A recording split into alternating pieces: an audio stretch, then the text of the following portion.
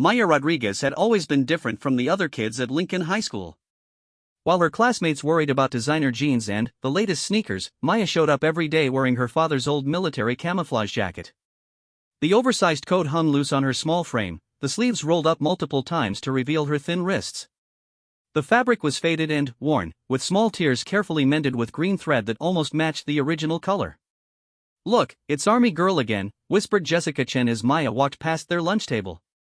The popular girls giggled behind their hands, their perfectly styled hair catching the fluorescent cafeteria lights. "Doesn't she have any normal clothes?" Maya kept walking, her worn combat boots silent against the polished floor. She had heard it all before.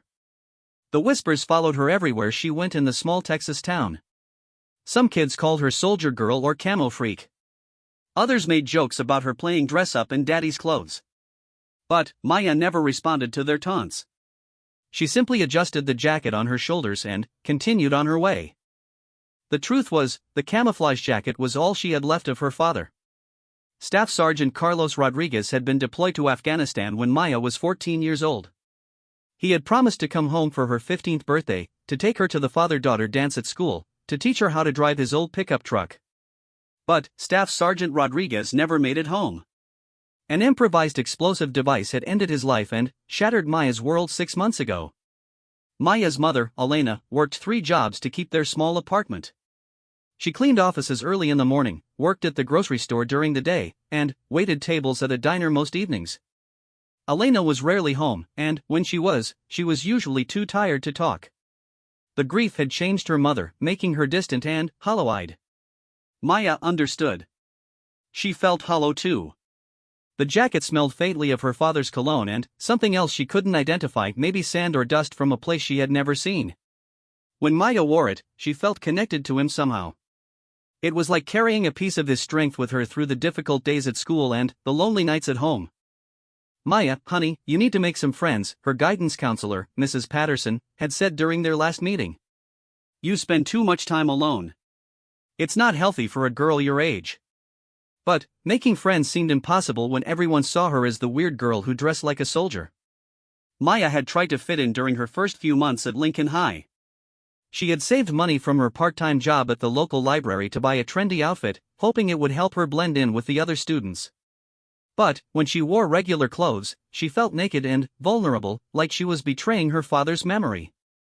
The bullying had started almost immediately after she began wearing the jacket to school. At first, it was just whispered comments and strange looks. But as the weeks passed, it escalated. Students would bump into her in the hallways, knocking her books to the floor. Someone had taped a sign to her locker that read "Wannabe Soldier" in large, mocking letters. In her history class, when they studied World War II, Brandon Matthews had made loud jokes about Maya's costume until the teacher told him to be quiet. "Why don't you just take it off?" her classmate Sarah had asked one day after witnessing a particularly cruel exchange. "It would make everything easier." Maya had looked at Sarah with sad eyes. "You wouldn't understand," she had said quietly. And Sarah wouldn't understand. None of them would. They didn't know what it was like to lose the most important person in your life. They didn't know what it felt like to watch your mother cry herself to sleep every night. They didn't understand that the jacket was more than clothing, it was armor, protection, and memory all wrapped into one. Maya's grades were excellent despite everything. She threw herself into her studies, finding refuge in books and assignments. Her teachers praised her work ethic and intelligence, but they also worried about her isolation. She ate lunch alone, usually in the library where she could read in peace. She walked to and from school by herself, taking the long way home to avoid groups of students who might recognize her. The worst part wasn't the name-calling or the whispers. It was the way some students looked at her with pity in their eyes, as if she were a wounded animal that needed to be handled carefully. Maya didn't want their pity. She wanted to be left alone to grieve and remember her father in her own way. One particularly difficult day, Maya had been walking past the football field after school when she heard Brandon Matthews and his friends talking loudly about her. "I heard her dad got blown up or something," Brandon said, his voice carrying across the empty bleachers. "That's why she wears that stupid jacket all the time. Like it's going to bring him back from the dead." Maya had frozen in place, her heart pounding in her chest. She wanted to run to them, to scream at them to leave her father's memory alone. Instead, she had turned and walked away, tears streaming down her face. That night, she had cried until she had no tears left, clutching the jacket to her chest and wishing more than anything that her father could hold her one more time. The jacket had become a target for the worst bullies at school. In gym class, someone had accidentally spilled chocolate milk on it, leaving a dark stain that Maya had spent hours trying to clean. Another time, she had found it missing from her locker, only to discover it hanging from the flagpole outside the school the next morning. The principal, Mr. Johnson, had called it a prank and given the responsible students detention, but Maya knew it was more than that. It was an attack on the most precious thing she owned. Despite everything, Maya refused to stop wearing the jacket. Each morning, she would put it on like armor, preparing herself for another day of whispers and stares. She had developed a routine: head down, eyes focused straight ahead, walking with purpose to avoid making eye contact with anyone who might start trouble. She had learned which hallways to avoid and which teachers would intervene if things got too bad. Maya's only real friend was Mrs. Henderson, the elderly librarian who had known her father when he was a student at the same high school. Mrs. Henderson never asked questions about the jacket or tried to convince Maya to take it off. Instead, she provided a safe space where Maya could exist without judgment. The library became Maya's sanctuary, a place where she could forget about the cruel comments and focus on her studies. "Your father would be proud of you," Mrs. Henderson had said one afternoon as Maya shelved returned books. "He always talked about how smart and strong you were, even when you were little." Maya had smiled for the first time in weeks. It was good to know that someone remembered her father as more than just another casualty of war. Mrs. Henderson had stories about Carlos Rodriguez the teenager, the young man who had dreams of serving his country and coming home to raise a family. These stories were precious to Maya, filling in pieces of her father's life that she had never known. The spring semester brought new challenges. College applications and scholarship essays required Maya to think about her future, something that seemed impossible when she was still struggling with the present. Her grades qualified her for several academic scholarships, but the application essays all wanted to know about her goals and aspirations. How could she write about the future when every day was a battle just to get through? Maya's part-time job at the library helped supplement her mother's income, but it also meant less time for homework and sleep. She often found herself staying up late, finishing assignments by the light of her phone while her mother worked the dinner shift at the diner. The apartment was quiet and empty most of the time, filled only with the sounds of Maya's typing and the distant hum of traffic from the main road. The jacket had started to show more wear as the months passed. The already faded camouflage pattern was becoming even more indistinct, and new small tears appeared regularly. Maya repaired them carefully, using the same green thread she had found in her father's sewing kit. Each repair was like a small act of devotion, keeping his memory alive through the preservation of the one thing that connected them. Spring also brought the annual Memorial Day assembly at school, where the principal would speak about honoring those who had served in the military. Maya dreaded these events because they always drew attention to her and her father's service.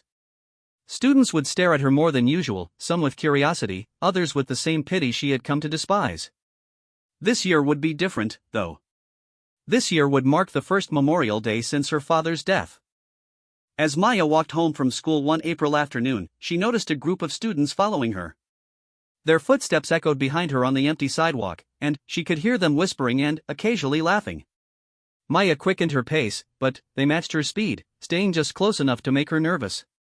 "Hey, Army girl," one of them called out.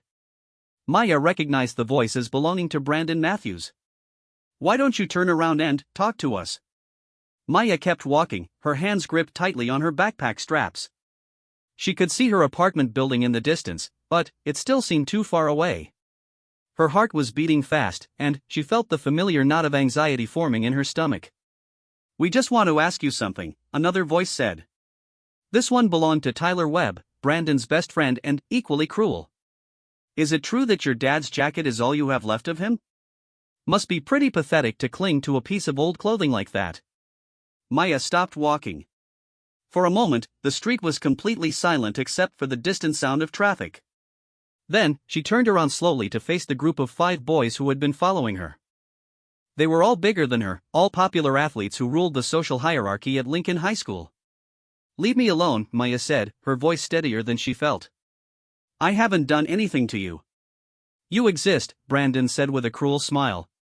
"That's enough. Walking around in that stupid jacket like you're some kind of war hero or something." It's disrespectful to real soldiers.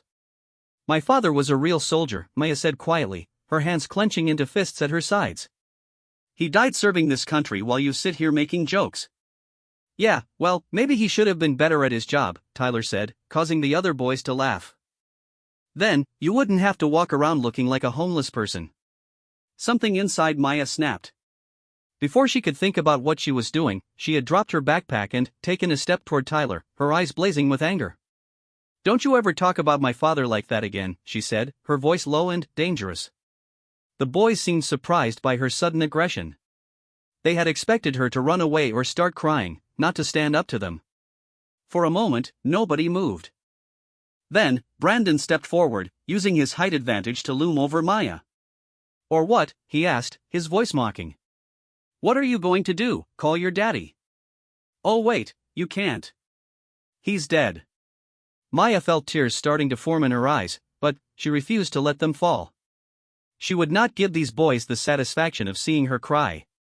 Instead, she picked up her backpack and walked away, their laughter following her all the way home.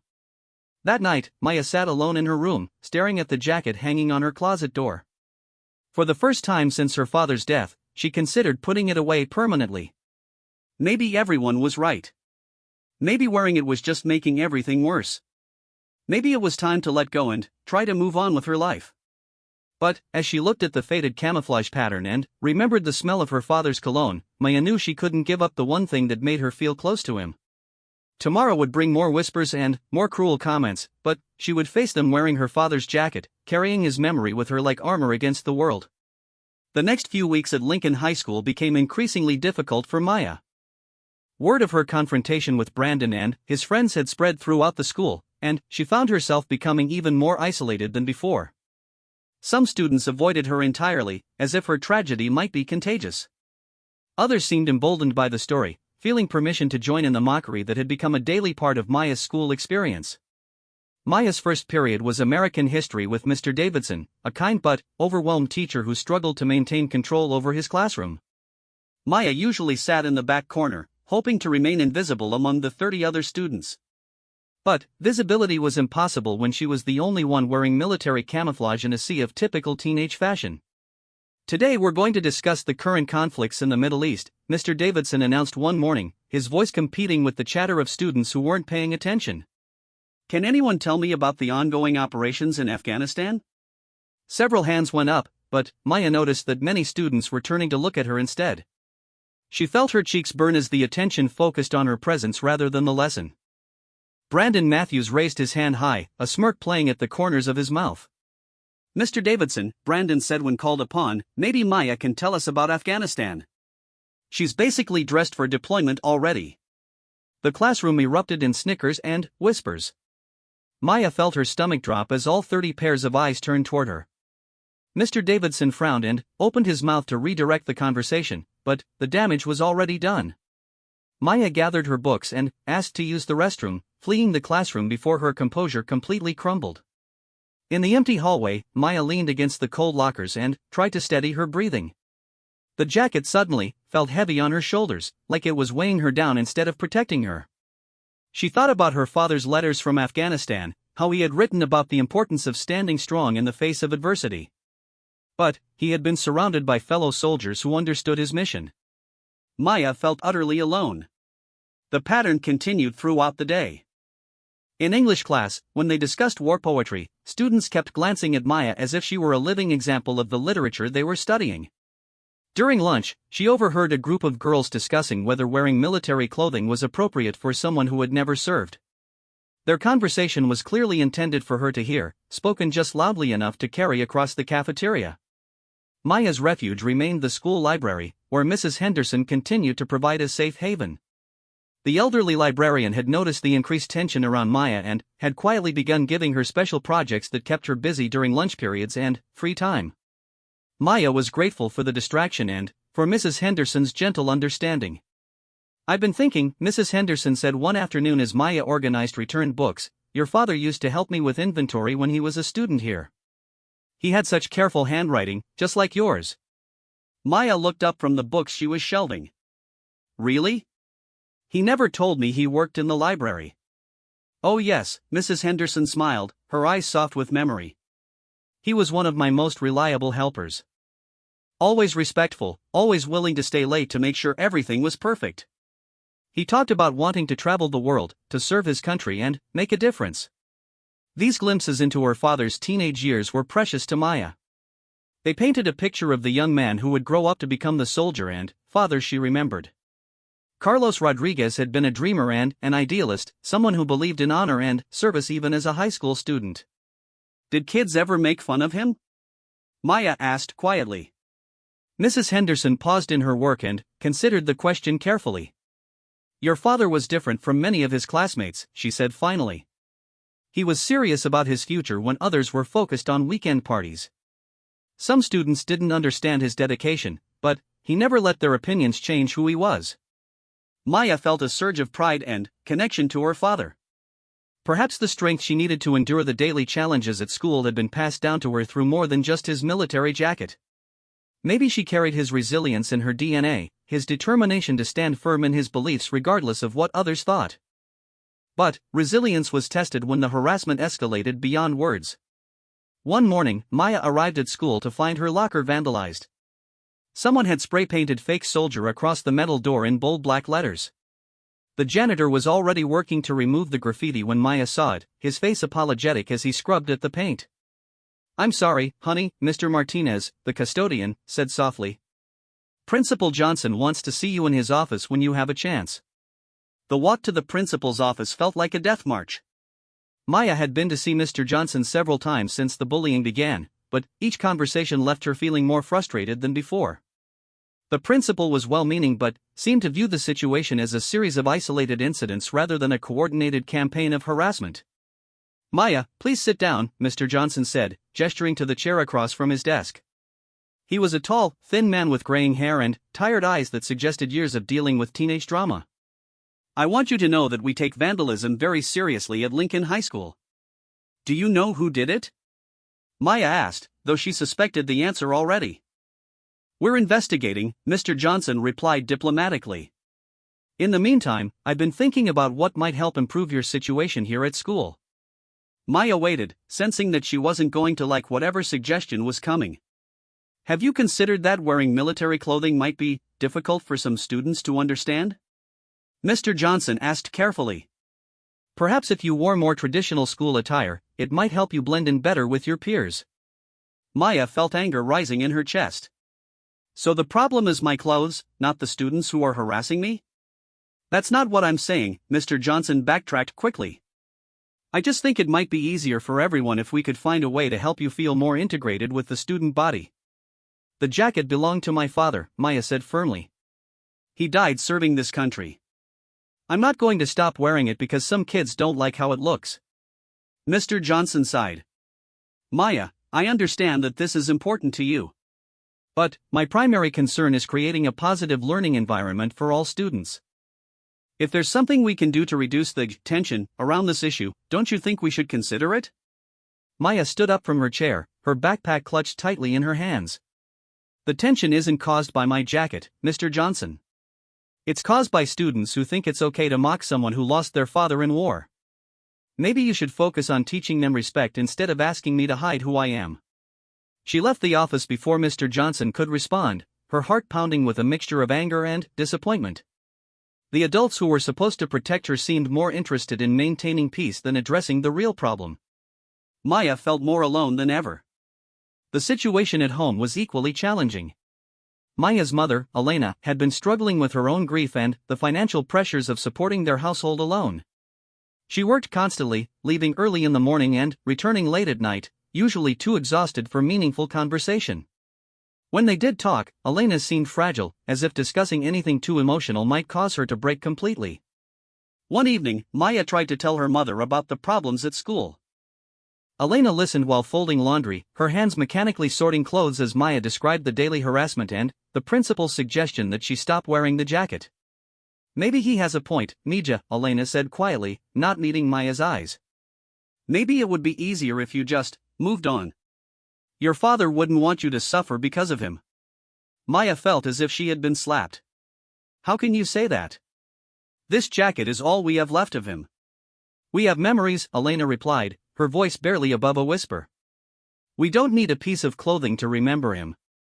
But Maya knew that her mother was trying to protect herself from further pain. Seeing Maya wear Carlos's jacket was a daily reminder of their loss, a visual representation of the man who would never come home. Elena's suggestion wasn't about what was best for Maya, it was about what would hurt less for a mother trying to survive her grief. That night, Maya lay awake staring at the ceiling, feeling more isolated than ever. Her classmates saw her as a freak, the school administration saw her as a problem, and even her own mother wanted her to abandon the one thing that connected her to her father's memory. Maya wondered if everyone was right. Maybe she was holding on to something that was causing more harm than good. The breaking point came the following week during gym class. Maya had never enjoyed physical education, partly because changing clothes in the locker room meant removing her father's jacket and leaving it vulnerable to theft or damage. She had developed a routine of carefully hanging it in her gym locker and checking on it frequently during class. On this particular day, Maya returned from running laps to find her locker standing open and the jacket missing. Panic immediately flooded her system as she frantically searched through other lockers and called out to see if anyone had seen it. The other girls in the locker room avoided eye contact, clearly knowing something they weren't willing to share. Looking for something? Came a voice from behind her. Maya turned to see Jessica Chen holding the camouflage jacket, a cruel smile on her perfectly made-up face. I found this old rag lying around and thought maybe it belonged to the Salvation Army. Give it back, Maya said, her voice deadly quiet. Why? It's just an old piece of trash, Jessica replied, holding the jacket at arm's length as if it smelled bad. Nobody wants to see you wearing this thing anymore. It's embarrassing for everyone. Other girls had gathered around to watch the confrontation, their faces showing a mixture of curiosity and uncomfortable awareness that they were witnessing something cruel. Maya stepped toward Jessica, her hands trembling with rage and fear.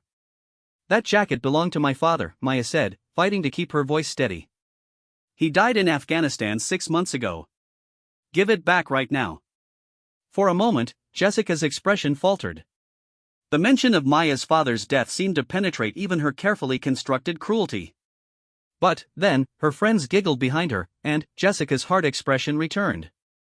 Well, maybe he should have been more careful, Jessica said with a shrug, tossing the jacket onto the wet floor near the showers. The locker room fell completely silent. Even Jessica's friends seemed shocked by the casual cruelty of her comment. Maya felt something break inside her chest, a pain so sharp and sudden that she couldn't breathe. She picked up the jacket from the damp floor, clutching it to her chest as tears finally began to fall. Maya ran from the locker room, still wearing her gym clothes, carrying the wet jacket in her arms. She ran through the hallways, past startled teachers and curious students, out the front doors of Lincoln High School and into the bright afternoon sunlight. She didn't stop running until she reached the small park near her apartment, where she collapsed onto a bench and sobbed until she had no tears left. For the first time since her father's death, Maya seriously considered giving up. The jacket felt heavier than ever, soaked with chlorinated water from the locker room floor and weighted down with the cruelty she had endured. Maybe everyone was right. Maybe holding onto her father's memory was causing more harm than good. Maybe it was time to let go and try to build a new life without the constant reminder of what she had lost. As Maya sat alone in the park, watching the sun slowly sink toward the horizon, she made a decision that would change everything. Tomorrow would be different. Tomorrow, she would show Lincoln High School exactly who Maya Rodriguez really was. Maya spent that entire evening cleaning and carefully drying her father's jacket.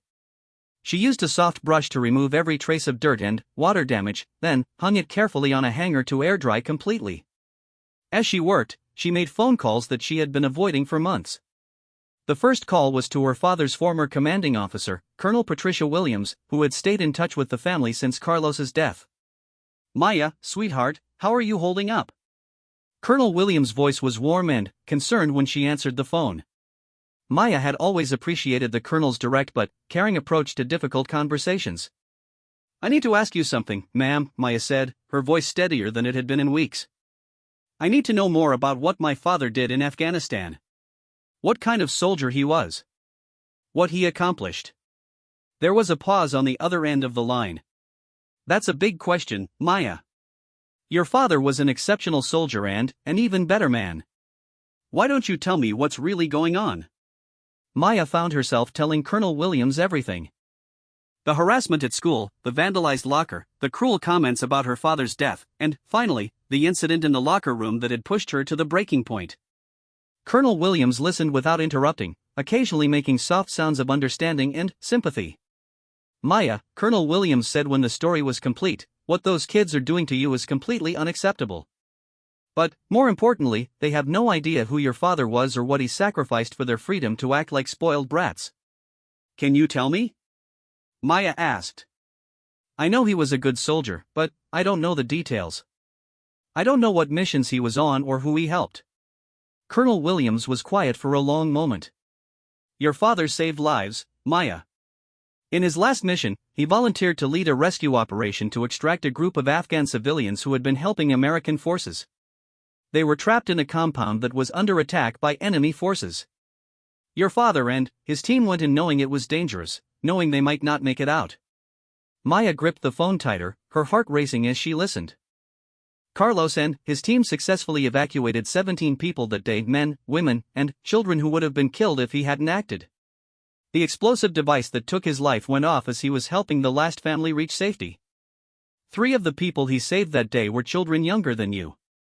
Tears were streaming down Maya's face, but they were different tears than she had cried before.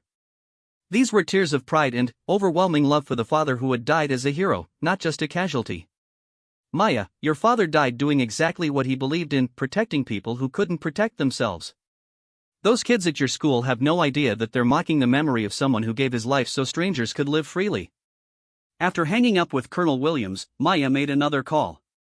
This one was to her father's former teammate, Sergeant First Class Michael Torres, who lived about an hour away in San Antonio. Maya had met him at her father's funeral, but they hadn't spoken since. Maya? Is everything okay? Sergeant Torres sounded surprised but pleased to hear from her. I wanted to ask you a favor, Maya said, her voice growing stronger with each conversation. I need help with something at school. Something important. The next morning, Maya arrived at Lincoln High School wearing her father's jacket as always, but something was different about her demeanor. She walked taller, her shoulders squared, her eyes focused straight ahead. She had spent the previous evening doing research and making preparations that would change everything.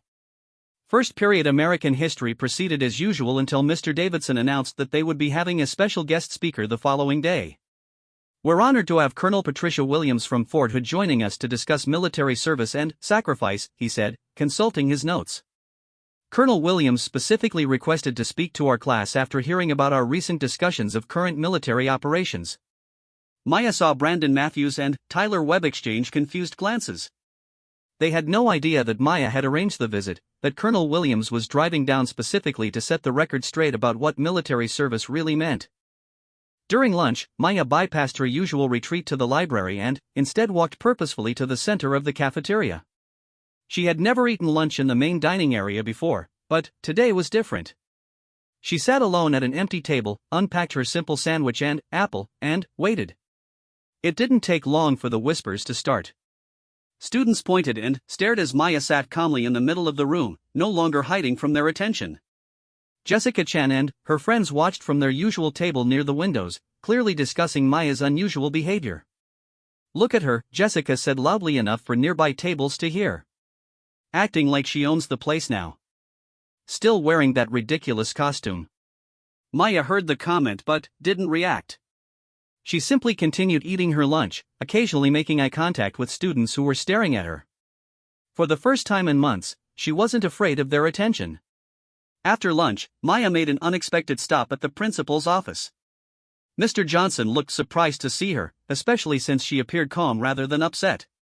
Maya, how can I help you today? He asked, gesturing for her to sit down. I wanted to let you know that we're having a guest speaker in Mr. Davidson's class tomorrow, Maya said politely. Colonel Patricia Williams will be discussing military service and answering questions about what soldiers really do. Mr. Johnson frowned slightly. I wasn't aware that we had scheduled any guest speakers. Did Mr. Davidson arrange this? I arranged it, Maya said simply. Colonel Williams was my father's commanding officer. She wants to make sure students understand what military service actually involves. Maya, you can't just invite people to speak at school without going through proper channels, Mr. Johnson said, his voice taking on the patronizing tone that Maya had come to dislike. Colonel Williams cleared it with the district office this morning, Maya replied, pulling out a sheet of paper. She spoke with Superintendent Martinez personally.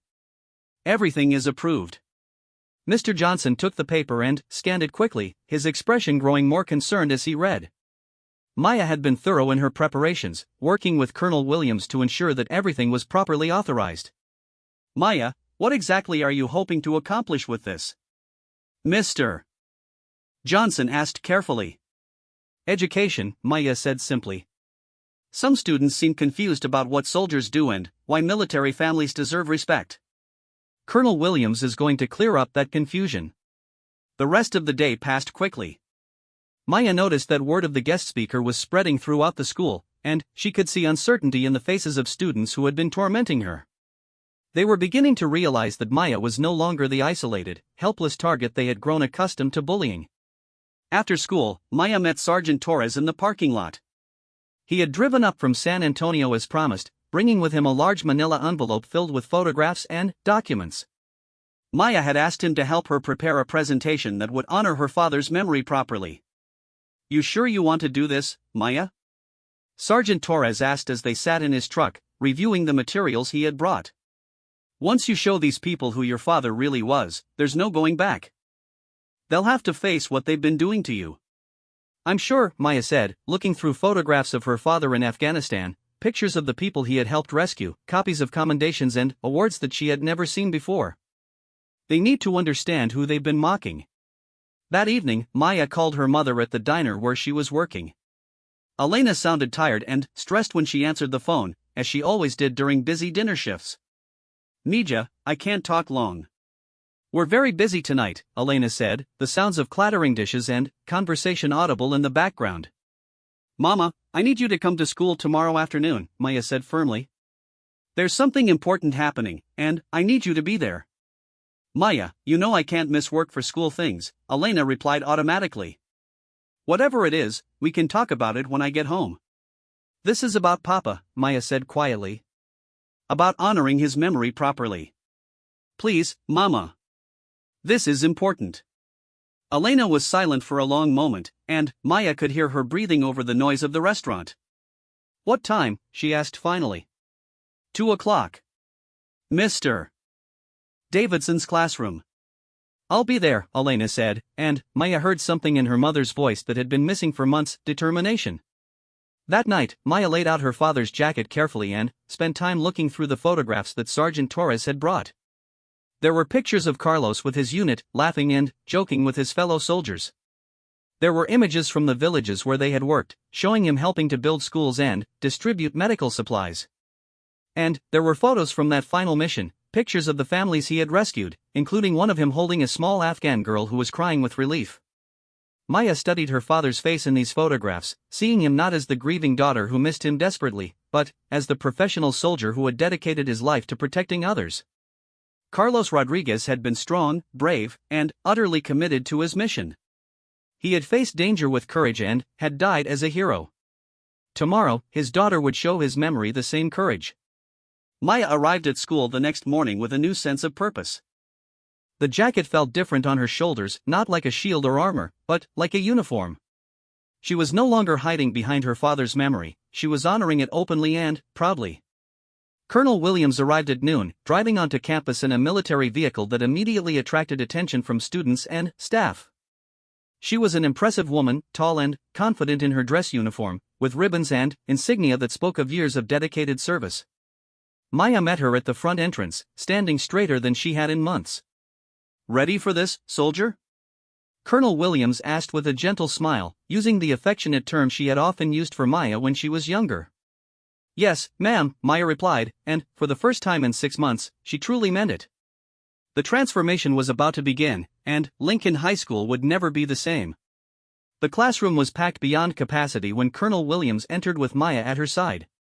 Word had spread throughout Lincoln High School about the special presentation, and students who weren't even enrolled in Mr. Davidson's class had found ways to attend. Some sat on the floor, others stood along the walls, and many more peered through the windows from the hallway outside. Maya scanned the crowd and saw all the faces that had tormented her over the past months. Brandon Matthews sat in his usual spot near the back, his typical arrogant smirk noticeably absent. Jessica Chen and her friends had claimed seats in the middle of the room, whispering among themselves and shooting uncertain glances at Maya and the imposing military officer beside her. "Good afternoon, students," Colonel Williams began, her voice carrying the authority of someone accustomed to commanding respect. "I'm Colonel Patricia Williams from Fort Hood, and I'm here today to talk about military service, sacrifice, and what it really means to honor those who serve our country." The room fell completely silent. Even the students standing in the hallway stopped their murmuring to listen. Colonel Williams had a presence that demanded attention without raising her voice or making threats. "Before we begin, I want to introduce you to someone you all know," Colonel Williams continued, placing a gentle hand on Maya's shoulder. "Maya Rodriguez has been a student at this school for almost a year. Many of you have seen her wearing a military camouflage jacket, and some of you have had opinions about that choice." Maya felt her cheeks burn as every eye in the room focused on her, but this time she didn't look down or try to hide. Instead, she stood straight and met their gazes directly. That jacket belonged to Staff Sergeant Carlos Rodriguez, Maya's father, who was killed in action in Afghanistan 6 months ago while saving the lives of 17 Afghan civilians, Colonel Williams said, her words hitting the room like physical blows. "Staff Sergeant Rodriguez died a hero, and his daughter has been honoring his memory in the only way she knows how."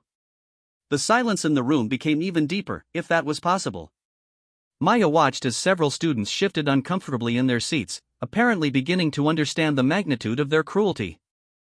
"Now, I could stand here and lecture you about respect and bullying," Colonel Williams continued, "but I think it would be more educational to show you exactly who Staff Sergeant Rodriguez was and what he accomplished during his service."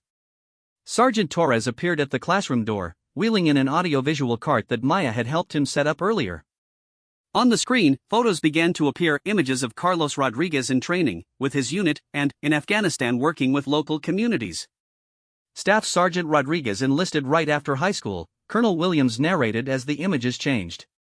He served 2 tours in Iraq and 2 in Afghanistan, earning multiple commendations for bravery and leadership. But his specialty wasn't combat, it was civil affairs. His job was to work with local populations to build trust and improve conditions for civilians. Maya watched the faces of her classmates as photo after photo showed her father helping to build schools, distributing medical supplies, and playing with Afghan children. These weren't the images of war that they saw in movies or video games. These were pictures of a soldier whose job was to protect and help people. On March 15 of this year, Colonel Williams continued, Staff Sergeant Rodriguez received word that a group of Afghan interpreters and their families were trapped in a compound under attack by enemy forces. These were people who had risked their lives helping American troops, and now they were in danger because of that cooperation. A new photo appeared on the screen, an aerial view of a dusty compound surrounded by hostile territory. Maya had never seen this image before, and her breath caught as she realized she was looking at the place where her father had died. Staff Sergeant Rodriguez volunteered to lead a rescue mission, even though intelligence indicated that the area was heavily defended and extremely dangerous, Colonel Williams said, her voice steady but filled with emotion. He could have recommended waiting for additional support or letting someone else take the risk. Instead, he chose to act immediately because he knew that waiting meant those families would die. The next series of photos showed Carlos and his team preparing for the mission. Maya saw her father checking equipment, studying maps, and talking seriously with his fellow soldiers. In one image, he was writing something on a piece of paper. Maya realized it was probably a letter to her and her mother, just in case he didn't come back. The rescue operation was successful, Colonel Williams continued. Staff Sergeant Rodriguez and his team evacuated 17 people from that compound, men, women, and children who are alive today because of his courage. The explosion that killed him occurred as he was helping the last family reach safety. Maya heard several students in the classroom gasp or whisper quietly. She could see that many of them were crying, including some who had been her worst tormentors. Jessica Chen had tears streaming down her face, her hands pressed to her mouth in apparent shock. These are some of the people that Staff Sergeant Rodriguez died to save, Colonel Williams said as new photos appeared on the screen. Maya saw images of grateful families, children hugging American soldiers, and people who had been given a second chance at life because of her father's sacrifice. This little girl, Colonel Williams pointed to a photo of Carlos holding a crying child, is named Zara. She's 8 years old, the same age Maya was when her father first deployed. Because of Staff Sergeant Rodriguez's actions, Zara is now safe in Canada with her family, going to school and learning to speak English. Maya felt tears running down her cheeks, but they weren't tears of sadness. For the first time since her father's death, she was crying with pride instead of grief. The room around her was completely silent except for the soft sounds of students trying not to sob out loud. "So when you see Maya wearing her father's jacket," Colonel Williams said, turning to address the students directly, "you're looking at the daughter of a genuine American hero. When you mock that jacket or make cruel jokes about her loss, you're disrespecting not just Maya, but every military family that has sacrificed for your freedom." Brandon Matthews had completely collapsed in his seat, his head in his hands. Tyler Webb was staring at the screen with his mouth open, apparently unable to process what he was learning. Around the room, Maya could see the same expression on face after face: shock, shame, and the dawning realization of how wrong they had been. "I have something else to show you," Colonel Williams said, nodding to Sergeant Torres. "This is a video message from some of the people that Staff Sergeant Rodriguez saved." The screen changed to show a family sitting together in what appeared to be a modest living room. Maya immediately recognized them from the photos. It was one of the Afghan families her father had rescued. A man who appeared to be the father began to speak, his English heavily accented but clear. "My name is Ahmad Hassan," the man said, looking directly into the camera. "6 months ago, American soldier Carlos Rodriguez saved my life and the lives of my wife and 3 children.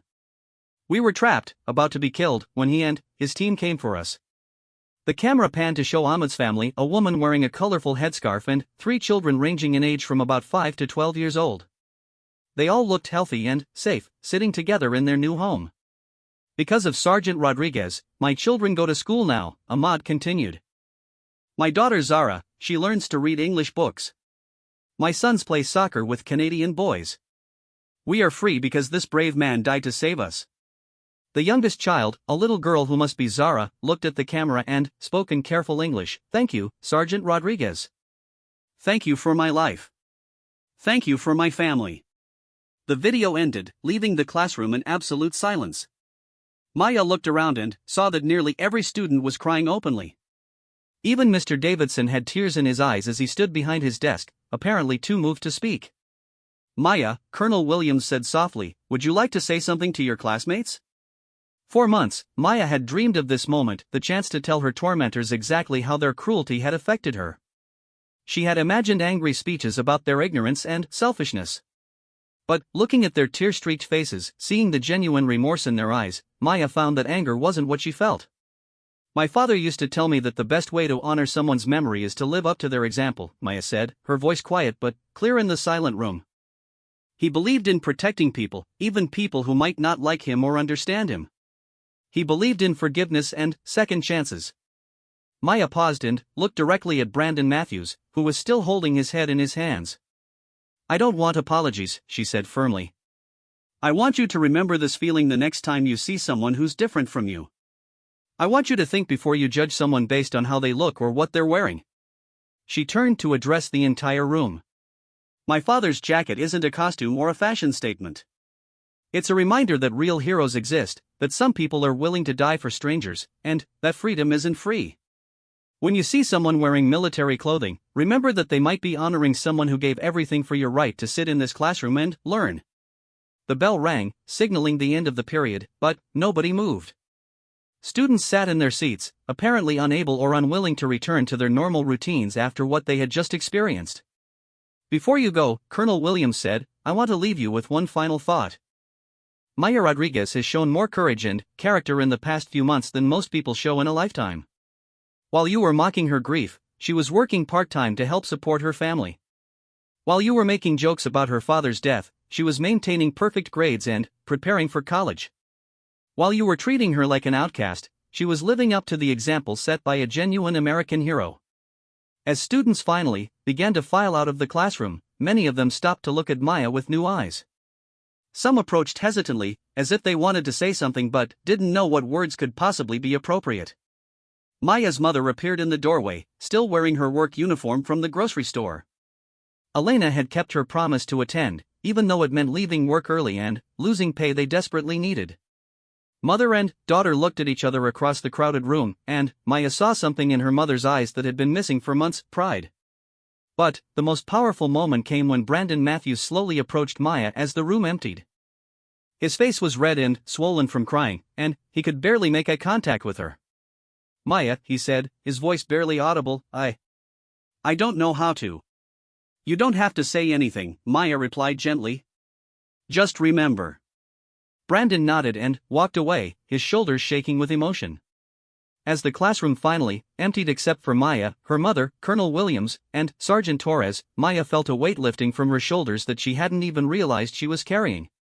The jacket no longer felt like armor or a burden, it felt like exactly what it was, a connection to a father who had loved her and a reminder of the values he had tried to instill in her. Mija, Elena said softly, crossing the room to embrace her daughter, your father would be so proud of you today. For the first time in 6 months, Maya believed that was true. The transformation at Lincoln High School didn't happen overnight, but it began immediately. Maya noticed the change as early as the next morning when she walked through the front entrance. Instead of whispers and pointing, students moved aside respectfully to let her pass. Some offered small nods of acknowledgement, while others simply watched her with newfound respect in their eyes. The most dramatic change came from an unexpected source. Brandon Matthews was waiting by Maya's locker when she arrived for first period, looking nervous and uncertain. He had clearly been there for a while, shifting his weight from foot to foot and checking his watch repeatedly. Maya, he said as she approached, his voice much quieter than she had ever heard it before. Can I talk to you for a minute? Maya paused, her hand on her locker combination lock. After months of torment from Brandon, she felt cautious about any conversation with him. But something in his demeanor was different, gone was the arrogant swagger that had made him such an effective bully. What do you want to talk about? Maya asked carefully. Brandon glanced around nervously, making sure they weren't overheard by other students in the hallway. I wanted to tell you that I started a fundraiser, he said, pulling out his phone to show Maya something on the screen. For military families. In your father's honor. Maya looked at the phone screen, which showed a social media page titled The Carlos Rodriguez Memorial Fund for Military Families. There were already dozens of posts from Lincoln High School students sharing stories about military family members and expressing support for the cause. I know it doesn't make up for what I did, Brandon continued, his voice thick with emotion. But I talked to my parents last night about what happened in class yesterday. My grandfather served in Vietnam, and my dad explained some things to me about what soldiers actually go through. Maya studied Brandon's face, seeing genuine remorse where there had once been casual cruelty. What kind of fundraiser is it? She asked. We're raising money to send care packages to deployed soldiers and to help military families with expenses when someone gets injured or worse, Brandon explained. The whole football team is involved, and we're planning a memorial game in your father's honor. Maya felt tears forming in her eyes, but they were tears of amazement rather than sadness. The same students who had mocked her father's memory were now working to honor it in a meaningful way. Brandon, Maya said softly, you don't have to do this to make things right between us. Yes, I do, Brandon replied firmly.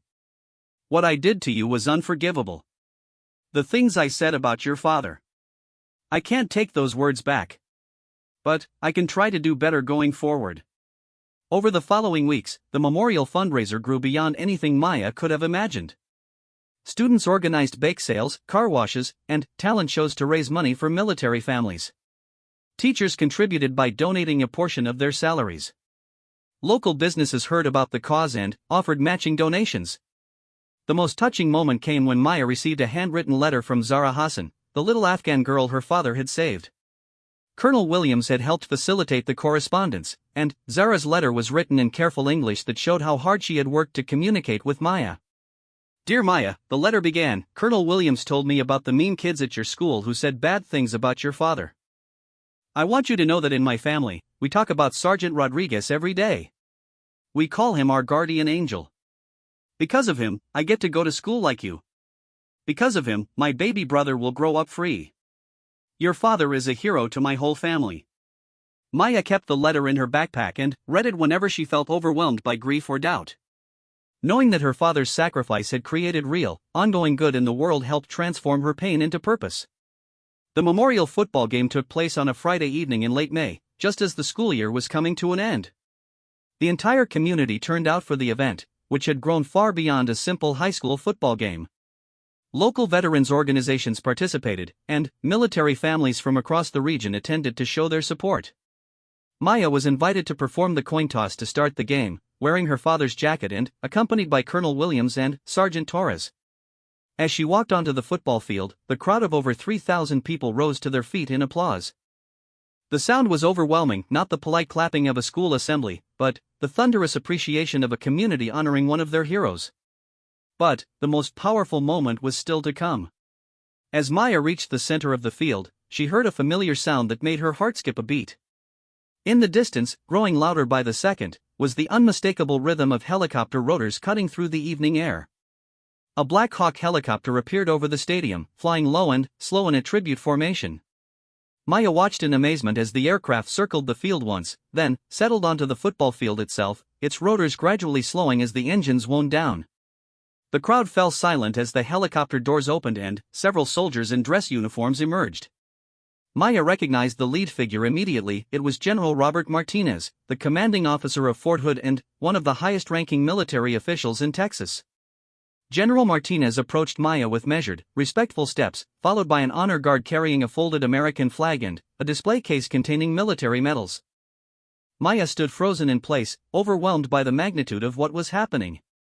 "Miss Rodriguez," General Martinez said as he stopped in front of Maya, "on behalf of the United States Army and a grateful nation, I present you with the Bronze Star Medal posthumously awarded to Staff Sergeant Carlos Rodriguez for his heroic actions in Afghanistan."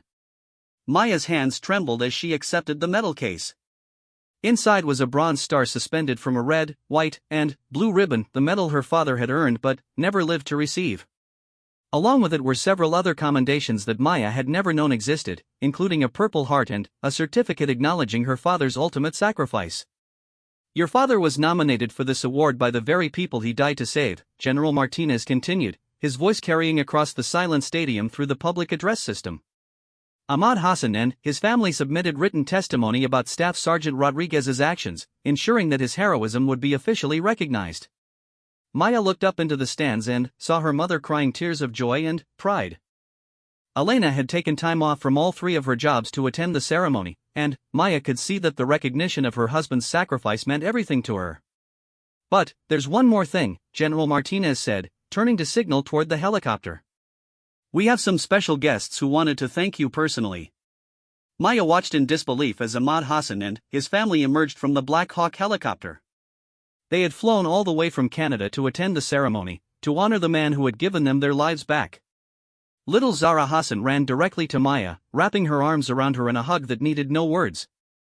"Your father saved my family," Ahmad said, his voice breaking with emotion. "We will never forget his sacrifice. We will never forget you." The stadium erupted in applause that seemed to go on forever. Maya stood in the center of the football field, surrounded by people whose lives had been touched by her father's courage, wearing his jacket with pride instead of pain for the first time since his death. As the ceremony concluded and the crowd began to disperse, Maya noticed that something fundamental had changed within her. The grief was still there, it would probably always be there, but it no longer felt like a burden she had to carry alone. Her father's memory had become a source of strength and inspiration, not just for her, but for an entire community. Jessica Chen approached hesitantly as Maya was preparing to leave the field. The girl who had once thrown her father's jacket on the locker room floor now looked at Maya with genuine respect and remorse. "Maya," Jessica said quietly, "I know I can never make up for what I did. But I wanted you to know that I've been volunteering with the military family support group that Brandon started. If there's ever anything I can do to help honor your father's memory, please let me know." Maya looked at Jessica for a long moment, seeing a person who had learned and grown from her mistakes. "Thank you," Maya said simply. "That means a lot." As Maya walked off the football field with her mother, Colonel Williams, and the Hassan family, she felt her father's presence more strongly than she had since his death. Not in the jacket she wore, but in the lives he had saved, the community he had inspired, and the daughter he had raised to face adversity with courage and grace. 6 months later, Maya stood at the podium during her high school graduation, delivering the valedictorian speech to the same students who had once mocked her daily. She wore her father's jacket under her graduation gown, no longer as armor against the world, but as a reminder of the values he had taught her. "My father once told me that the measure of a person isn't what happens to them, but how they choose to respond to what happens to them," Maya said, looking out at her classmates and their families. "This year, our school learned that lesson together. We learned that our assumptions about others can be wrong. We learned that cruelty has consequences. But, most importantly, we learned that it's never too late to choose kindness over meanness, understanding over judgment." Maya had been accepted to West Point, following in her father's footsteps by choosing to serve others. The memorial fund started by her classmates had grown into a permanent scholarship program that would help military children attend college. And the Hassan family had become like extended relatives, staying in touch and sharing their new life in Canada with the daughter of the man who made it possible. As Maya walked across the stage to receive her diploma, the entire graduating class rose to their feet in applause. But, this time, the recognition felt different. They weren't applauding her tragedy or pitying her loss. They were honoring her strength, celebrating her achievement, and acknowledging the lesson she had taught them all about what it means to face life's challenges with dignity and courage. Maya Rodriguez had started the school year as an isolated, grieving teenager wearing her dead father's jacket to feel close to his memory. She ended it as a young woman who had transformed her personal tragedy into a community-wide lesson about respect, sacrifice, and the true meaning of heroism. The girl in Camouflage had found her voice, and Lincoln High School would never be the same.